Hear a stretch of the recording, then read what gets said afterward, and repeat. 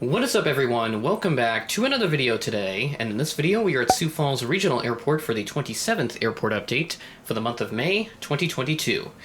We have some interesting changes here at the Sioux Falls Regional Airport, and we have some visits coming from an old friend of ours, so without further ado, let's go ahead and hop in. Starting off at gate number 2, we have the Still to Connection CRJ 900. This aircraft arrived in on a service from Minneapolis, flight 4307, operated by SkyWest, at 1:25 a.m. on Friday, significantly delayed from an 11:50 p.m. scheduled arrival on Thursday. All flights on this airport update are from Thursday, May 5th, with one exception that will come a little bit later in the update. So, not sure why this got delayed, but another one of those moments in which an aircraft arrives into the following day due to significant delays. And what's ironic about this is that the exact aircraft that was operating on this flight 679er Charlie Alpha is the example that Gemini Jets did for their first Delta CRJ 900 release back in the late 2000s. So, as we all know, that model has become very rare and highly sought after up until this release came along. And of course, I believe both are still highly sought after for those that may have missed on this release, either because they couldn't get it in time or their order got canceled due to the various shortages that were taking place due to the high demand from this model. So, I don't know, I would really hope Gemini does another release of it to satisfy those that may have missed getting this model for various reasons, but we'll see what happens with that. So, that's all I have for this aircraft. Let's move on to the next one. Gate number 3, we have this Delta Airbus A319, our Delta mainline service still going strong here at Sioux Falls, with good service from both Minneapolis and Atlanta. Both those services are still on A319s as far as I'm aware. We've not seen that Atlanta service get swapped over back to a 717 like it has been for a little while, so I think A319s will be the norm for Delta mainline in the coming months from both Minneapolis and Atlanta. Speaking of which, this service is from Minneapolis, this time on flight 1258, arrived in at 7:11 p.m., a little bit behind a 7:06 p.m. scheduled arrival, only a 5-minute delay for this aircraft. Sitting at gate number 4, we have the Still to Connection CRJ 200. This service still going strong here as well. Normal flight from Minneapolis. This one operated by Endeavor Air, so we do have Endeavor Air operated CRJ 200s that do come in, but I think most of the time they did used to be SkyWest, but I think these are pretty much all Endeavor now at this point, but they do kind of flip-flop between Endeavor Air and SkyWest. Yeah, so these still come in probably about twice a day or so, maybe less depending on the day of the week, but on average they usually come in at about twice a day or so, with the occasional CRJ 900 for some times when there is higher demand.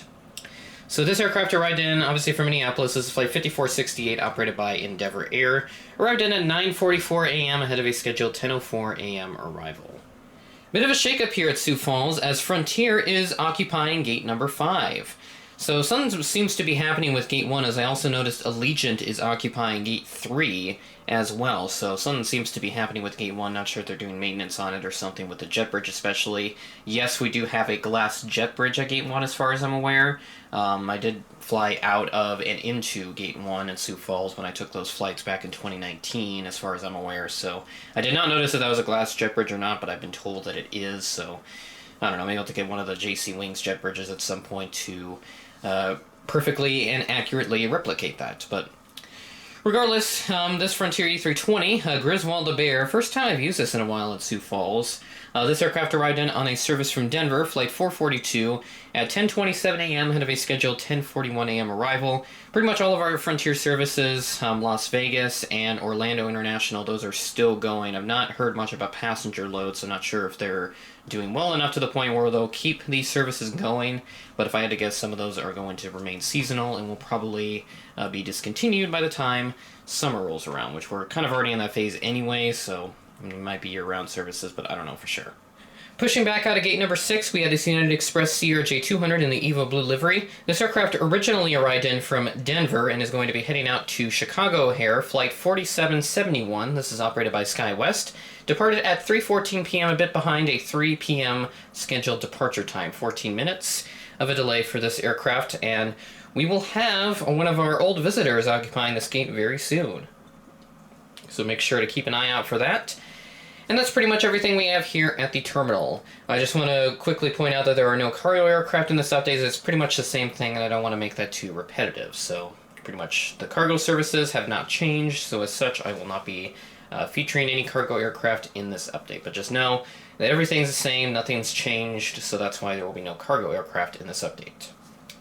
Taxiing out of gate number 5 and going to be departing here, heading off to Phoenix Sky Harbor. We have this American Eagle CRJ-900 operating flight 5796 on the behalf of Mesa Airlines. This aircraft departed at 8:31 p.m., delayed from a 6:32 p.m. scheduled arrival.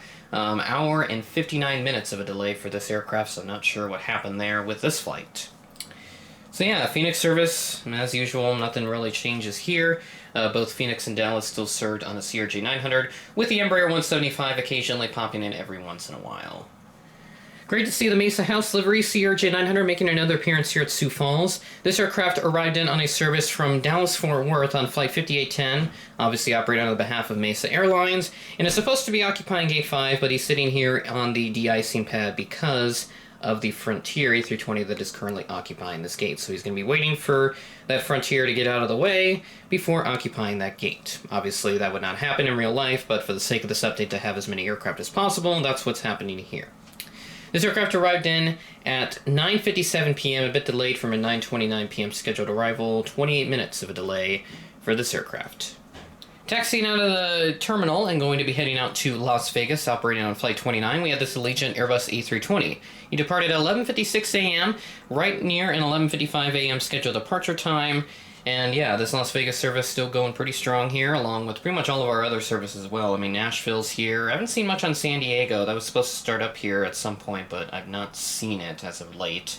So not sure if I just kind of forgot about it, or if it's just not even started yet. But yeah, Legion continuing to expand out of Provo, Utah, so kind of gonna get a little sidetracked here just to briefly mention that. So several new services out of Provo, Utah, and we're trying to compete with Breeze Airways essentially, so not even sure if we're gonna get service all the way out there. I highly doubt it though, because I don't think there's that much demand out towards the Salt Lake City area, but you never know. We got service down to multiple places in Florida and California and even to Nashville, and hopefully we get something out to the East Coast as well, because I'm sure there's plenty of demand to get out to the East Coast, so I don't know.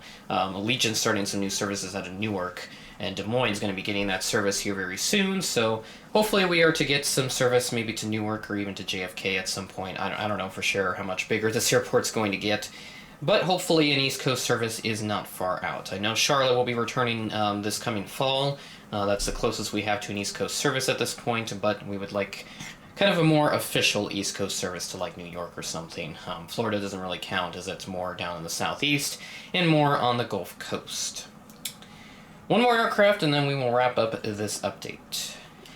And look who has returned, the United Express CRJ-550. It is so glad. I'm so glad to finally see this back here at Sioux Falls. It's been a long time since I featured this in an airport update. I have to go back and find out when I last used this, but it's certainly been a while, as they've all been cycled out of Chicago and they moved over to Newark for a while. But it looks like they're coming back to Chicago, and as such, our CRJ-550 service is also returning. So very happy to finally have this back at a Sioux Falls airport update.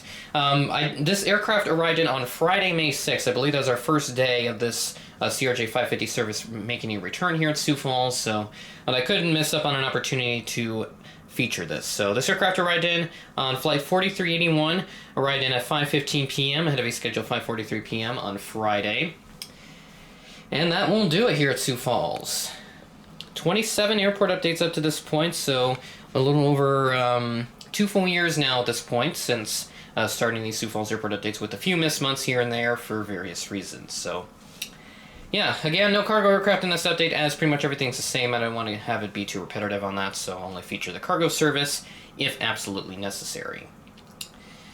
And yeah, I don't really have much else to say other than all of our passenger service is still going strong. Hopefully some new stuff comes in with like Breeze and such. I know Rapid City looks like they're trying to get some Breeze service, as I did mention in a previous airport update. So hopefully Sioux Falls will start to look for some new service, potentially on Breeze, or maybe even Avello if we're really lucky. But I think Avello is going to try and stay more on the West Coast and East Coast. They don't fly much into the central part of the U.S., with an exception to, I believe, Fort Collins is one of those services they have out in Colorado, but nothing that's more inland at this point. So I don't know. We'll see what happens with that, but I'll be very interested and curious to see if Breeze does start service to Sioux Falls, and if so, to where. I think the most likely candidate for that, I think, is going to be Tampa. I know they have, Legion has service down to, I believe, Clearwater, St. Petersburg, which I believe is in around the Tampa area. So not sure if we'll ever get that service directly to Tampa International, but it will be interesting to see if that does pan out in the near future. So with that being said, that is the end of the video. Thanks for watching, and I will catch you in the next one.